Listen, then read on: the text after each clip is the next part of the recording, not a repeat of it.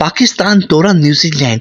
پاکستان اوڈی match آج match ہوا، بہت ہی زبردست میچ دیکھنے کو ملا۔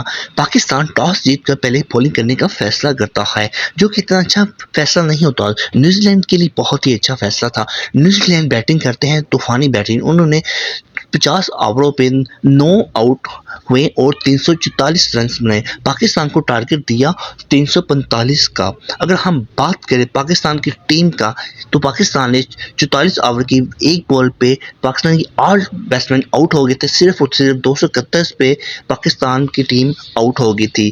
نیوزی لینڈ نے ونڈا بائی 73 رن سے میچ ہی جیتا۔ اگر ہم بات کریں پاکستان کی بیٹنگ کی، تو پاکستان کی بیٹنگ میں سب سے زیادہ جو ہائی سکور ہے وہ بابر اعظم کی، جنہوں نے 78 رنز بنائے۔ اور اگر ہم دوسری بات کریں، سلمان علی آغا نے کافی ایفرٹ کی، لیکن ان کا ساتھ دینے والا کوئی بھی نہیں تھا۔ نسیم آشا آتے ہیں اور انہوں نے ایک غلط شاٹ مارتے ہیں، حارث روف آتے ہیں، وہ بھی غلط شاٹ مارتے ہیں، اور یوں ہمت ہار کے سلمان علی آغا بھی آؤٹ ہو جاتے ہیں 58 رنز پہ۔ اگر ہم سلمان خان کی بات کریں تو 39 رن بناتے ہیں، عبداللہ شفیق کی بات کریں تو 36 رن بناتے ہیں۔